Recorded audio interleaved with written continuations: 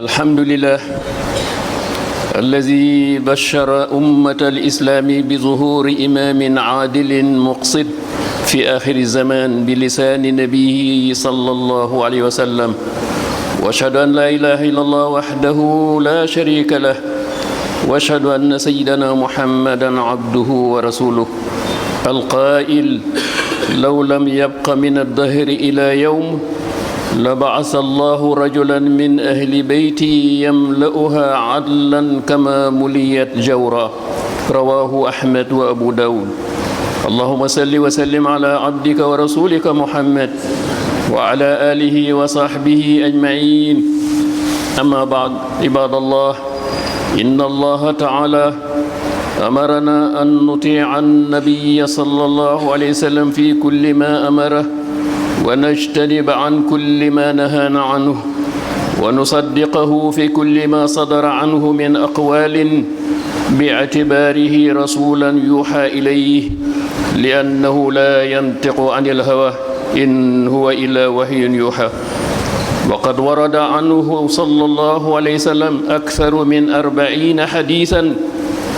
كلها تتعلق بأمر المهدي وعيسى عليهما الصلاة والسلام، بعضها يتحدث عن نسبه، وبعضها عن زمان ظهوره،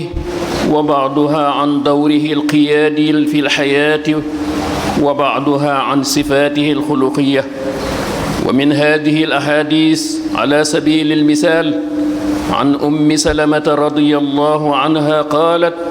سمعت رسول الله صلى الله عليه وسلم يقول: المهدي من عترتي من ولد فاطمة، رواه ابن ماجه والحاكم. وعن سعيد الخدري رضي الله عنه قال: قال رسول الله صلى الله عليه وسلم: يخرج في آخر أمتي المهدي يسقيه الله الغيث وتخرج الأرض نباتها ويعطي المال صحاها وتكسر الماشية وتعظم الأمة ويعيش 7 أو 8. وعن أبي هريرة رضي الله عنه قال: قال رسول الله صلى الله عليه وسلم: كيف أنتم إذا نزل ابن مريم فيكم وإمامكم منكم. فهذه الأحاديث مطابقة بما جعل الله تعالى في الإمام المهدي اليوفي الذي ظهر في أول القرن 14 الهجرية، ودعا الناس والجن بكلمته الخالدة: أجيبوا داعي الله يا معشر الإنس والجن إني رسول الله إليكم أنا مهديكم المنتظر. فركز دعوته على توحيد رب العالمين وعدم الإشراك به، وعلى الأخلاق الفاضلة من صدق وأمانة وتواضع وكرم، وعلى العمل الصالح بفرعيه العبادات الشعرية والمعاملات المبنية على الإخلاص لله تعالى. وبهذه الأسس الثلاثة ربى أهله فكانوا قدوة يقتدى بهم. وبعد تمام دعوته وارتحل إلى جوار ربه عليه السلام خلفه عنه ابنه سيدنا عيسى عليه السلام الذي قال بأنه سيكون خليفته في إقامة دعوته بعده. فمكث في الخلافة 40 سنة يأمر الناس بالاجتهاد في طاعة الله وطاعة رسوله صلى الله عليه وسلم واجتناب ما نهى عنه. وبذلك صدق الحديث القائل: لا مهدي إلى عيسى. ñu ngi sant buur bi màgg bi nga xam ne ci mbaaxam la ñu bëggale woon ci jamono ci làmmiñu yonentam bu tedd bi sallallahu alayhi wa sallam mu wax ne am na benn góor goo xam ne ci mujjug jamono dana feeñ ci axiru zaman muy góor gu maandu goo xam ne dana tegaat lépp ci yoon. buur ba maa ngi koy seedeel ne amul kenn ku ñu war a jaamu ko dul moom. di koy seedeel na sayduna muhammad sallallahu alayhi wa sallam jaamam la ndawam la sanga boobu yàlla na nu ko yàlla fayal, ndax moo waxoon ci jamono ne su fekkoon ne yàlla dafiy jël àdduna ba mu des benn bés boobu yàlla dana ko téye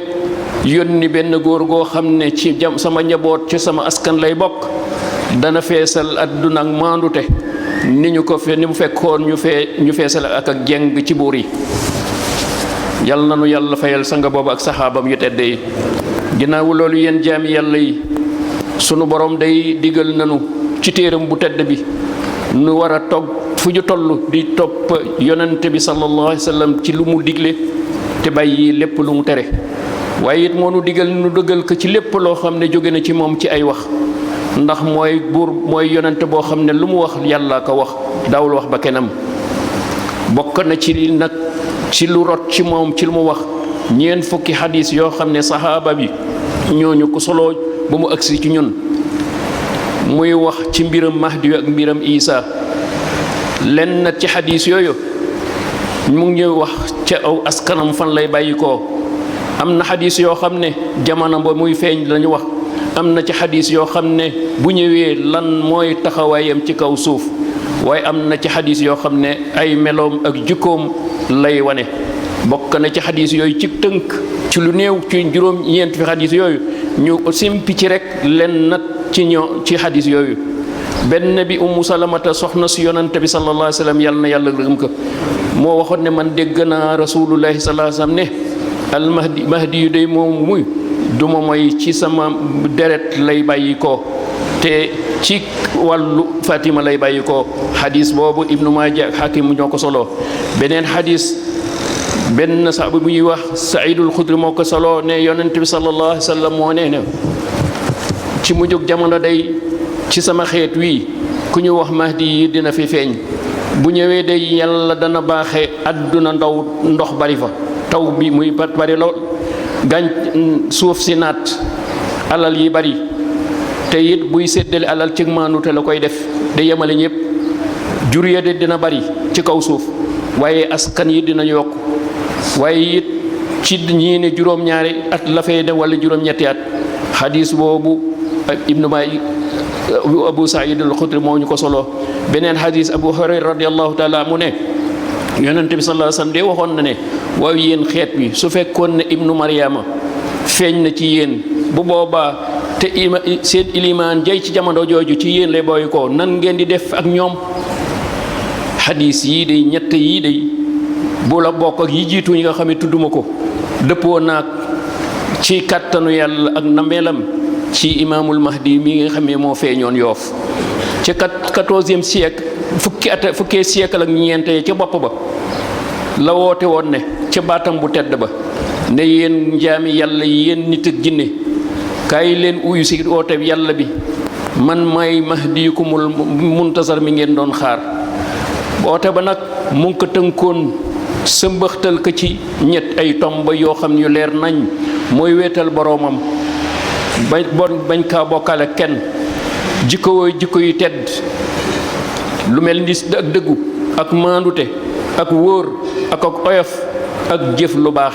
jëf ju baax ja nag dakaaf ñaari pàcc la woon mooy jaamu yàlla gi dox sa digganteeg yàlla nga koy sellal waaye it jaamu yàlla gi dox sa digganteeg jëfalante doomu aadama ni yow moo xam jullit wala keneen nga koy jëf ci sellal ngir yàlla.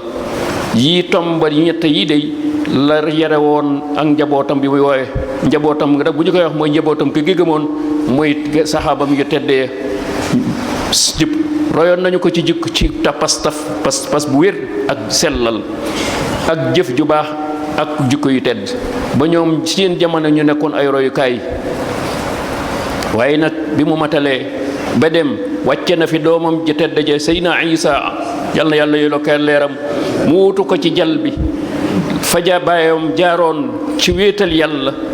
ak digle lu baax ak tere lu bon sala saxoon ñeent fukki at mu ànd ak rakam ja Seydina Mandione ak Ababacar Siddiq ñooñu ñëpp ñu jàppale ko ci kenn ku ne muy royukaay ci jikko ñuy royukaay ci pas-pas waaye ñuy royukaay ci jëf ju baax. ñooñu nag yàlla fay nu leen loola nag ndax ba ko bàyyam di wuutal waxoon na ko ci juróom-ñeenti at ne moo koy wuutu fi la ko yàlla bàyyi ba mu matal mu wàcc ko fi ñeent fukki at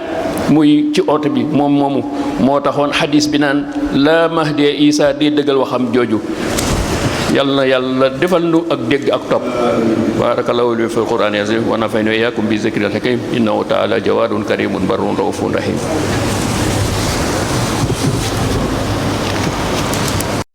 alhamdulillahi alfa'alu lima yuridu wa la yus'alu amma yaf'al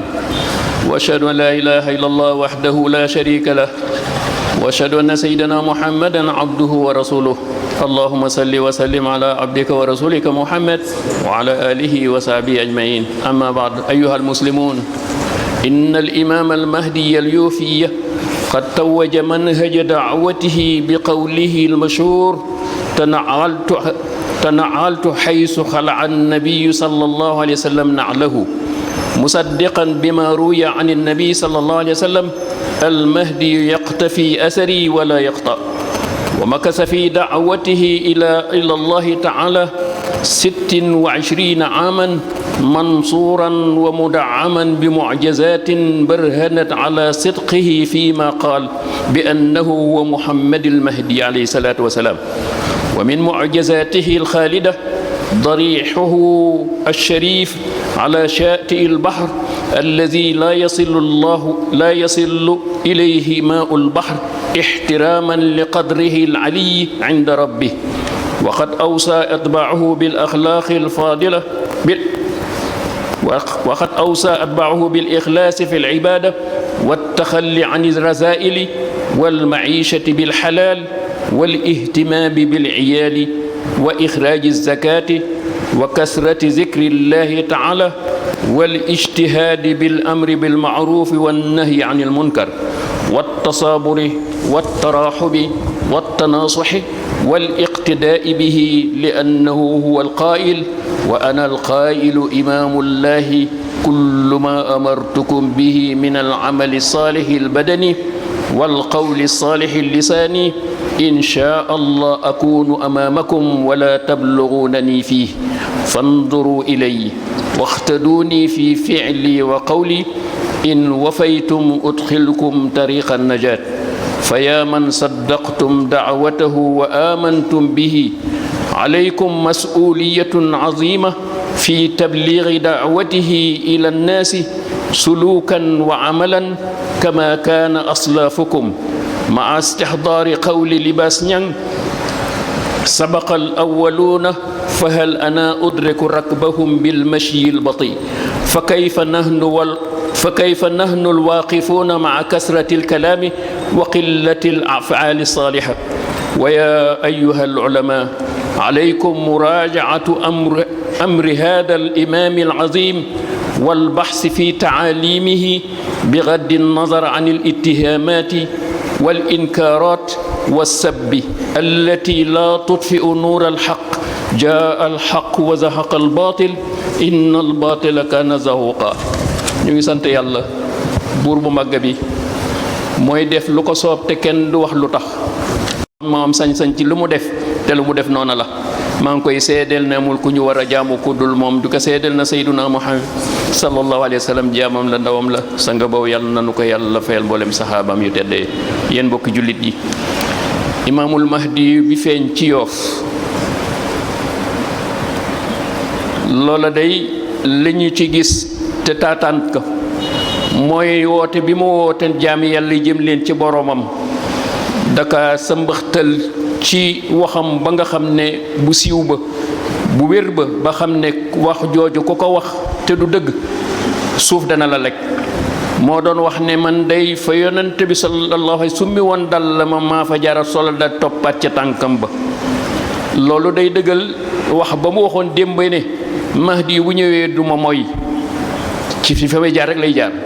kon ñaari wax yooyu dëppoo na. waaye sax na ci ootoom boobu jëm ci yàlla di oo jaamam yi 20 at ak juróom benn ci weer wi at yi nga xamee mooy hijriya atam jullit ñi. waaye nag 20 at ak juróom benn yépp ndimbalam yàlla ngi àndoon ak moom. waaye it mu dooleel ko ci ay kéemaan yoo xam ne firndeel na ne li mu wax mooy dëgg, ne moom mooy Muhammadul Mahdi. bokk na ci kéemaan yooyu te muy lu sax ñu ciy teg léegi sunu bët ba léegi mooy palaasam bu tedd ba la ca wet tefes ga nga xam ne géej dus yi yàq na fu ne ci géej ci àdduna ba ci Sénégal muy ay géej di nanguy kër, waaye ba léegi tabaxam bële benn duus du fa àgg. kon loolu firndeel na su fekkoon na sosal na yàlla du ko bàyyi mukk ab jaamam boobu di ko wormaal. kon wormaalam googu suuf ba géej wormaal ko dafa xam ne jaam bu tedd ngi bu sori ci bu am dayoo ci yàlla la. bi mu fiy jóge nag dénkaane na ak sellal ci jaamu gi, nu bàyyi jikko yu teddee di kuy dund nga dund ci lu dagan, nga yéetewoo jaamu yàlla, di génne asaka, di tudde yàlla, di farlu ci digle lu baax te di ci ne, waaye di tere lu bon te bàyyi ko. waaye di bàyyi woon na it ne nañuy muñalante, waaye nañuy yërëmalante, waaye nañuy laabirante. waxoon na it ne ci ndénkaane yi na ngeen di roy ki nga xam ne mooy royukaay bi, moom moomu nga xam ne waxoon ne man maay ilimaani yàlla ji nga xam ne maa leen digal ne ngeen def lu baax, lépp loo xam ne maa ngi koy def ci lu baax ci yaram di ko def digal naa leen ko. waaye lépp lu ab làmmañ di wax ci lu baax it te may ci jiitu digal naa leen ko man nag ñaar yooyu su ngeen ma ci royee te du ngeen ma dab mukk da ngeen ma ci roy te du ngeen ma dab waaye da ngeen kon seen bët na ngeen ko teg ci man du si sama jëmm waaye li ma leen bàyyeel mooy ndénkaane ak santaane yi ak tere yi ñi nga xam ne sunu borom moo ma ko digaloon na ngeen ma ci roy nag xam naa ne du ngeen ma dab waaye su ngeen matalee roy gi danaa leen teg ci yoonu mucc kon yàlla na nu yàlla dimbali ba nu tënku ca kon yéen ñi nga xam ne yéen a dëggal wooteeg Seydina Limaamu Laay te ngeen gëm ko na ngeen xam ne responsabilité bu rëy nekk ñi seen ak ndodd muy góor muy jigéen pour jotal wooteem boobu jotal ko nit ñi ci ban anam ci jikko ak jëf ju baax waaye du ciy wax ni leen seen maam yi day sili la ñu nekkoon ba dem uyu ji ko waaye nañuy teewal it teewul waxu libaas ñang ba yàlla na yàlla yokkay leeram nee nañu jiitu woon day raw nañu waaye ndax man mii daagu ndax dinaa dabe waaw kon nun ñi nga xam ne dañoo taxaw te bari wax te duñu jëf suñu jëf néew lu baax naka la ñuy def kon bu fekkee ne kële moom day dox di daagu te du dabe nun ñi taxaw nag di bàkku ak bari wax te duñu jëf lu baax kon war na noo seetaat suñu bopp ñun ñi gëm xam ne li ñu war defuñu ko kon du ñu sàgg du ñu xalaat keneen ku gëm ak ku gëmul kon loolu danañu doy leçon dina nu doy aw sas waaye yéen borom xam-xam yi war na ci yéen ngeen seetaat seetantal mbiram imaamul mahdi moomum jàngat ka jàmbat ka ndax borom xam-xam day gëstu ngeen gëstu bàyyi jëmmam te gëstu li mu fi ba bàyyi ci ay enseignement te bàyyi tuuma gi ak ay xaste gi ak weddi gi ak saaga ndax loolu du fay lampab leerug dëgg ndax yàlla ne jaal xaq wa zaxaqal baatil te wéer mbiram wër na kan ku gëstu di nga xam ne ay mbiram dëgg la waaye neen mooy weddi toujours waaye meen yàlla nee na neen yàgg-yàgg day nërmeelu lampab leer nekk fa kon yàlla miy dimbali yàlla na nu yàlla dimbali ba nu xam te ràññee te sax li nga xam ne moom la yàlla bëgg mooy nekk ci lu baax di ko digle waaye it di wax lu baax ak yiw te di ko def yomb na yàlla na ko yàlla defal allahumma nas'aluka al-huda wat-tuqa wal-'afafa ya rabbal alamin rabbana atina fi dunya hasanatan wa fil akhirati hasanatan wa qina adhaban nar ibadallah inna allaha ya'muru bil 'adli wal ihsan wa ita'i dhil qurba wa yanha 'anil fahsha'i wal munkar ya'izukum la'allakum tadhakkarun yaghfir lahu wa lakum wa lisa'il muslimina wal muslimat